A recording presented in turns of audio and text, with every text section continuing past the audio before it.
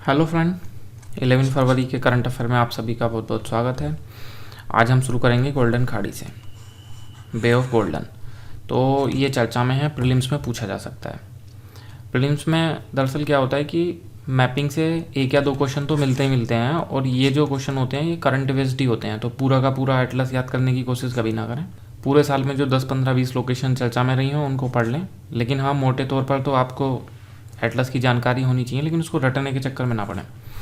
तो गोल्डन खाड़ी की लोकेशन देखते हैं। यह है न्यूजीलैंड, ये न्यूजीलैंड का दक्षिणी द्वीप, ये न्यूजीलैंड का उत्तरी द्वीप।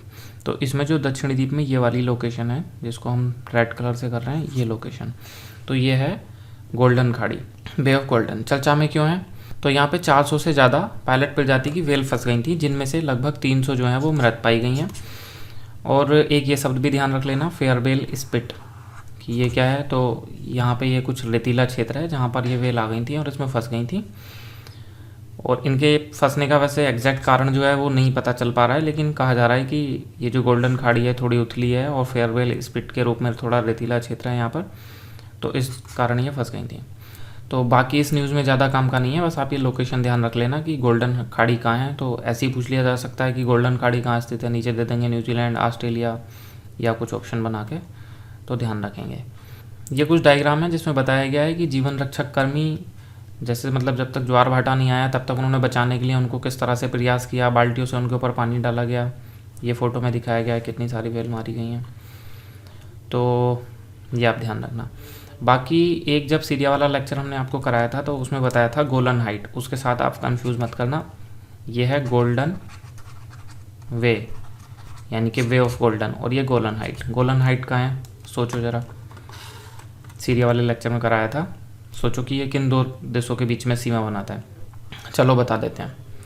सीरिया वाले लेक्चर में बताया था कि ये है सीरिया और ये इसकी सीमा से लगा हुआ इज़राइल, और सीरिया और इज़राइल के बीच की जो ये सीमा बनती है, ये वाला जी लोकेशन है, इसको बोलते हैं गोलन हाइट। और ये थोड़ा मतलब पठारी क्षेत्र है, ऊंचा, तो ये इस पूरे एरिया के लिए रणनीतिक दृष्टि से काफ़ी महत्वपूर्ण क्षेत्र है।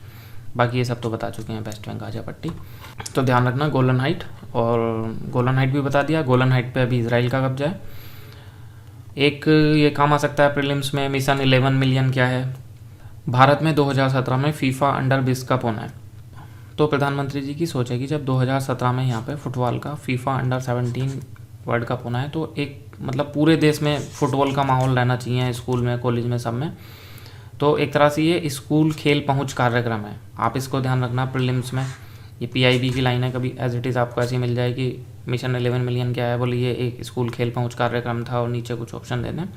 तो ये होगा क्या कि स्कूल में प्रधानाचार्य, टीचर, इन सब से कह के बच्चों को फुटबॉल के बारे में जानकारी देना, खेलने का वातावरण उपलब्ध कराना, माता पिताओं में जागरूकता करना, मतलब बच्चों को इस खेल से जोड़ने का प्रयास किया जाएगा। तो यह है मिशन 11 मिलियन। बाकी इसमें लिखा हुआ है, आप पढ़ लेना। कुछ फ़ायदे बताए थे कि इससे देश में क्या होगा, खेल संस्कृति का विकास होगा। प्रधानमंत्री जी ने कहा कि इससे खेल क्रांति आएगी, बच्चे साथ में काम करना और खेल की भावना को सीख पाएंगे, उनमें मतलब हेल्थ का लाभ होगा उनको। तो ये सारी बातें।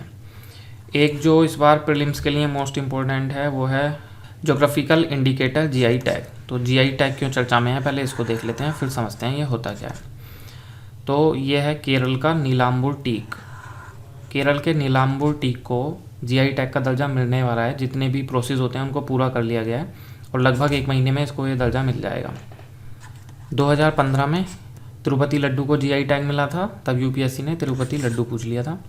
तो फिलहाल तो भारत में लगभग 280 के आसपास जीआई टैग हैं। तो इतने सबको तो याद नहीं किया जा सकता, जो अभी चर्चा में है उसको आप याद रखो, इसी से आपका काम चल जाएगा। ठीक है, होता क्या है इसको समझ लेते हैं। तो ये भारत में एक एक्ट है, geographical indication of goods registration and protection act 1999 का, और जो कि 2003 से इफेक्ट में आ गया था। तो इसके अकॉर्डिंग दिया जाता है ये जीआई टैग।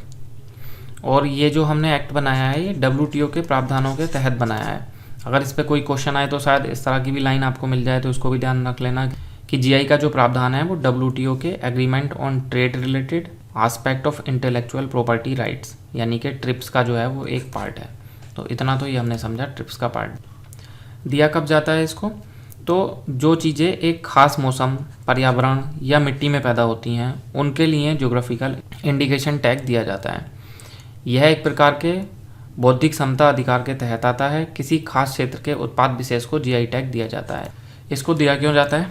तो यहाँ से देखिए कि दुनिया में अगर किसी उत्पाद की बहुत मांग है तथा उसे एक से ज़्यादा जगहों पर उत्पादित किया जा रहा है, तो ऐसे में जिस इलाके के उत्पाद को जीआई टैग मिला हुआ होगा उस उत्पाद को असली माना जाएगा। इसका मतलब अगर नीलांबूर टीक केरल को जीआई टैग मिल गया तो अब कोई दूसरा नीलांबूर टीक के नाम से अगर उसको सेल करेगा तो उसको असली नहीं माना जाएगा, जो केरल वाला होगा उसको असली उत्पाद माना जाएगा। बाकी इसके बहुत सारे लाभ हैं, ये सब लिखे हुए हैं कि जीआई टैग से बाजार सुरक्षित हो जाता है। प्रीलिम्स में शायद इनमें से कोई लाइन पूछ लें इसलिए लिख दिया है कि जीआई टैग से उत्पाद का बाजार सुरक्षित हो जाता है। ठीक, क्यों? क्योंकि उसको लोगो मिल जाता है असली का कि ये वाला जो प्रोडक्ट है वही असली है, तो उसका बाजार सुरक्षित हो जाता है। जीआई टैग किसी सांस्कृतिक उत्पाद या कृषि उत्पाद को दिया जा सकता है। ये मोस्ट इंपॉर्टेंट है प्रीलिम्स के लिए, ये वाली लाइन कि आप ध्यान रखना, या तो किसी कृषि उत्पाद को दिया जाएगा या किसी सांस्कृतिक उत्पाद को दिया जाएगा, और वो प्राकृतिक भी हो सकता है या निर्मित भी हो सकता है। कभी प्रीलिम्स में ऐसी लाइन मिल जाए आपको कि केवल प्राकृतिक सांस्कृतिक उत्पाद या कृषि उत्पाद को दिया जाता है या केवल प्राकृतिक कृषि उत्पाद को दिया जाता है, तो उसमें ध्यान रखना कि सांस्कृतिक उत्पाद कृषि उत्पाद को दिया जा सकता है, प्राकृतिक निर्मित दोनों को। बाकी जिसको जीआई टैग दिया जाता है वही उस नाम से उस उत्पाद को बेच सकता है, बाकी लोग उस उत्पाद को उस नाम से नहीं बेच सकते। और इसमें क्या काम आ सकता है आपके, जिसको जीआई टैग मिल जाता है उसको थोड़ा कीमत का लाभ भी हो जाता है। अब लोगों को पता है ये वाला असली है तो फिर वो उसको बाकी की तुलना में महंगा भी बेच सकता है।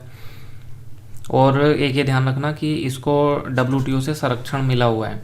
ये हमने जैसे ऊपर भी आपको बताया है कि जो ट्रिप्स है ये उसका पार्ट है, तो उसके अकॉर्डिंग इसको वैध माना जाता है। तो इसमें आपने देख लिया, एक तो नीलांबूर टीक अगर बहुत छोटा सा क्वेश्चन बनता है तो इस तरह का कि हाल में किसको जीआई टैग का दर्जा दिया गया है, और थोड़ा बड़ा बना लेते हैं तो क्या बनाएंगे, जीआई टैग क्या होता है, उसके देने के बाद क्या फ़ायदे होते हैं, ये सब।